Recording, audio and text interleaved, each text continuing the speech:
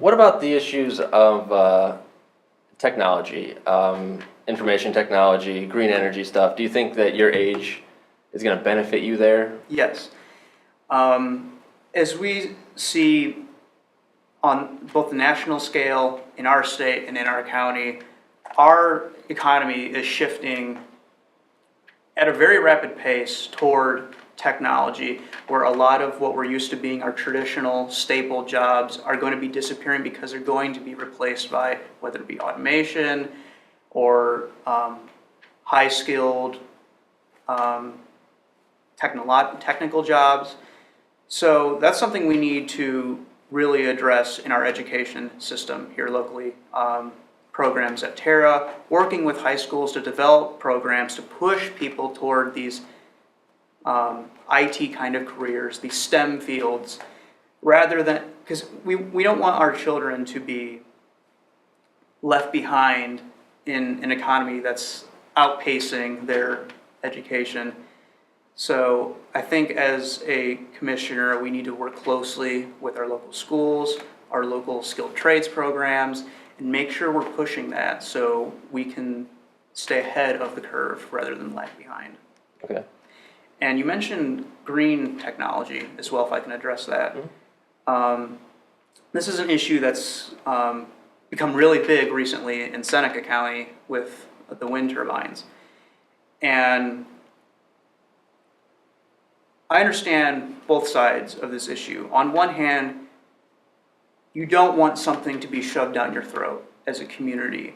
And there's been an opacity to the process that's gone on over there that is frankly unacceptable. We should get input from the community. We should listen to their concerns about these projects. And it should be a collaborative effort, not just between Columbus and giant companies. On the other hand, green energy is unquestionably the economic future of the energy sector. And if we look at Paulding and Van Wert counties, where the state's biggest wind farms are, it's been an economic boon for them. They've gotten millions of dollars for their public education. They've created, decent paying jobs, and you have farmers, some communities that have a cheaper energy alternative, and the offer of energy sustainability. I think it's a perfect I think it's the perfect path for as an agriculture community, our farmers, putting these turbines on their farms, allowing them to be self-sustaining, allowing them to cut costs. Being a farmer is really tough these days, as we've seen recently with tariffs and other decisions at the DC level that affects everyone. So any way we can make our farmers' lives easier, those are avenues I think we should pursue. So would you say that green energy is one of the most important things that you would like to work on? Yes, once absolutely, you're commissioner? Absolutely. If you look at the scientific data of our state, the topographical layout of northwestern Ohio is pristine to harness wind energy.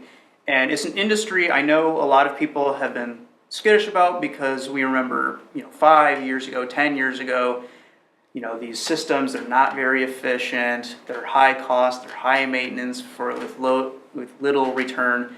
But the science and the engineering behind it has progressed massively. These systems are rivaling, traditional fuel engine, like gasoline engines, things like that in terms of efficiency.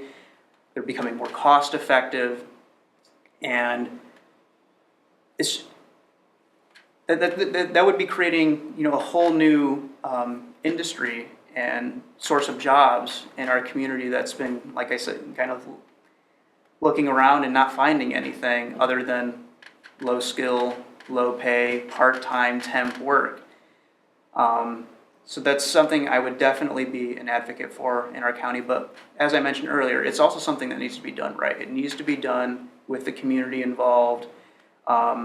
It's a scary prospect having a 125 foot tall turbine 1,000 feet from your house. So the public has a right to have their voices heard on this, make sure it's done right, and if we do it right, if we work with good business partners, if we work with our municipal governments, if we work with our communities, we can have something truly special in Sandusky County moving forward that will, rather than let us lag behind, catapult us to the forefront of green technology. Are you just focused mainly on wind turbines, or what about solar or anything else? Solar energy is another big thing that can be harnessed. In Ohio, as we all know and love, we are rather flat and open, at least on our half of the state, our half over here in the northwest. We get a lot of sun. We don't have much obstruction in terms of trees, skyscrapers, anything like that. So solar energy is, again, another alternate energy system that's been just more efficient, more cost effective, continuing to advance. That's also something that we really need to look into, and as a commissioner, I certainly would look into.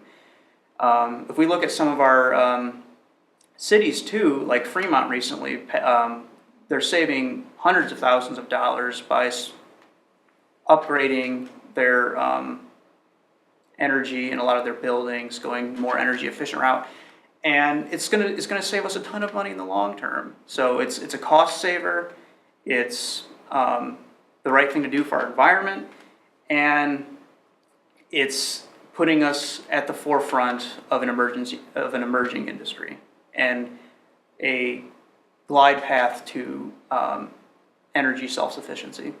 Do you see Sandusky County would you say we've done anything in terms of green energy so far? Not really. Most of our energy efficiency projects have been very small scale. Like I said, mostly upgrading lightings in buildings, making the heating and cooling more efficient. We haven't really seen anything large scale. We obviously don't have any wind turbines, any wind farms in our county.